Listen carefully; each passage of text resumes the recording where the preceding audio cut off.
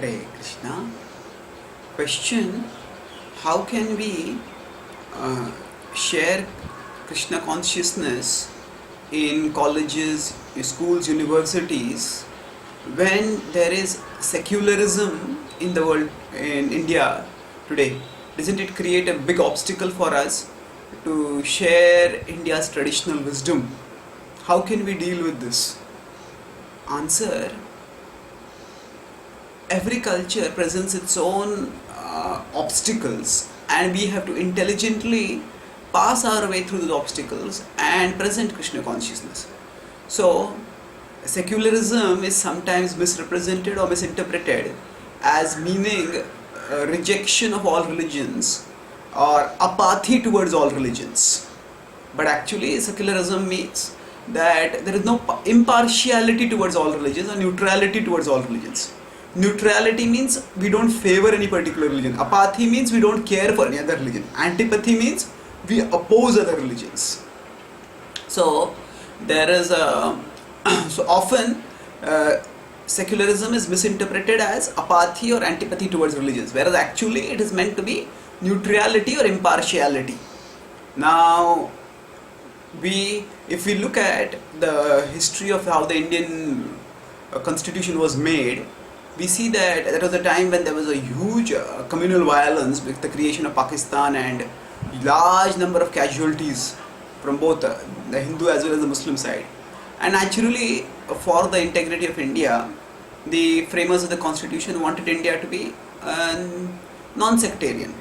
So now, in 2002, there was a court case in which the attempts to teach the traditional Vedic texts and their wisdom in universities and colleges schools was challenged, and the case went up to the Supreme Court. The Supreme Court passed a judgment at that time stating that religious education cannot be banned entirely in the name of secularism. So there was a very well-reasoned statement presented by Chief Justice Dharmadhikari, which I have attached along with this answer as a PDF. So essentially, there is Article 28 in the Indian Constitution, which says that in governmental institutes which are run by the government, at that time there cannot be any religious education. So now the question comes up: what does religious education mean? So Justice Dharmadhikari, he goes back to the conversations that happened at the time of the framing of the constitution, and B.R. Ambedkar, who was the primary framer of the constitution, he was asked this question. Say there are universities which are funded by the government and which teach, say, the Vedas, the Puranas, the Itihasas. So will these universities have to be stopped?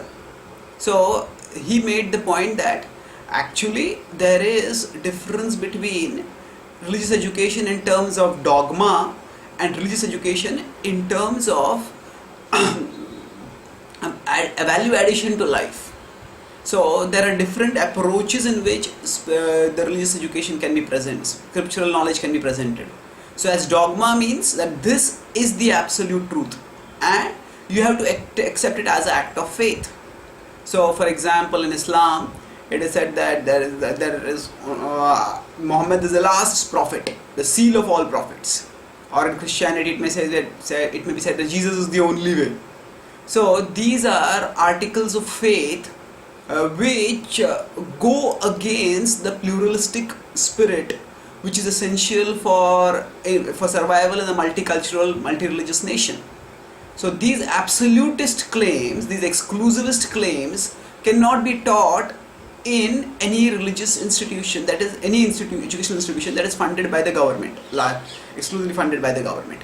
Now at the same time, these books, the scriptures, can be studied for their wisdom, for the philosophy, for the learning of values, and that is not meant to be stopped at all.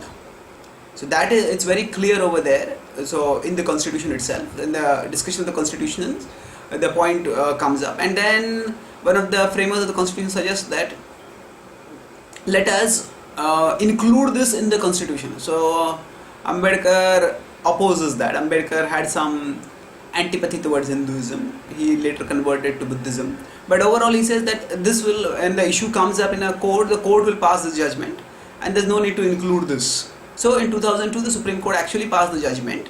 But in the meantime, for almost over 50 years, there has been systematic alienation and even denigration.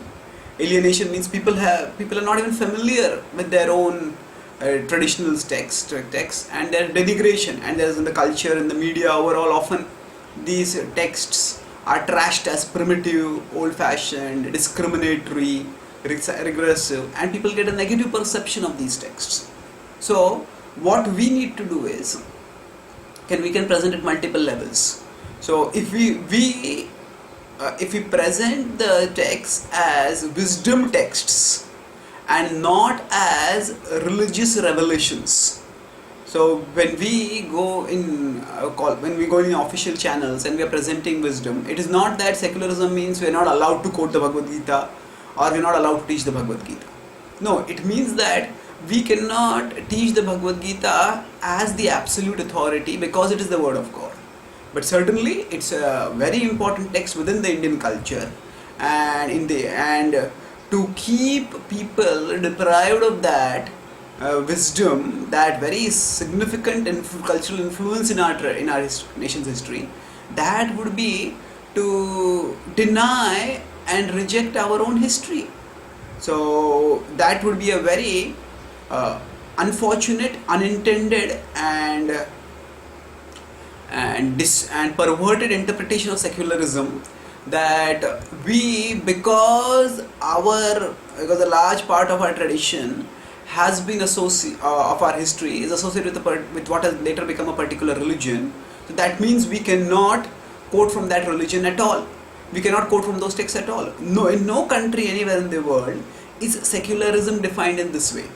Secularism, it is not that in America there can be no teaching, no mention of the Bible because America is a secular country. No. So Bible can be taught, but Bible is not taught as an absolute truth.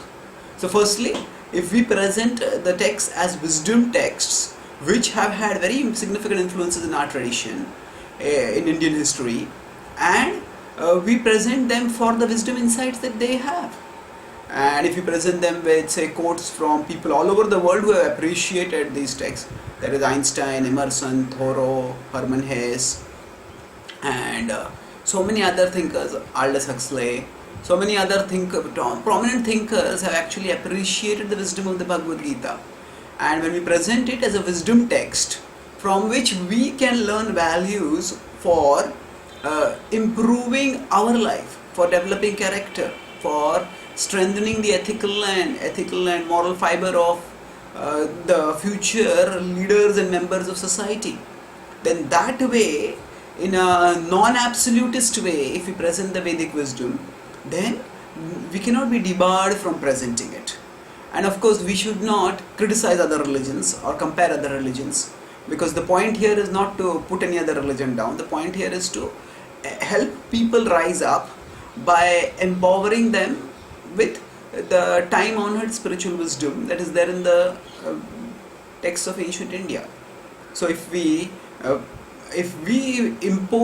present religious education as education in, say, rituals or dogmas which are sectarian to a particular group, then that will not be allowed. But if we present it as wisdom, so for example, when we talk about, say, the soul, now we don't present it as an article of faith, saying that because the Bhagavad Gita says you are the soul, so you accept it.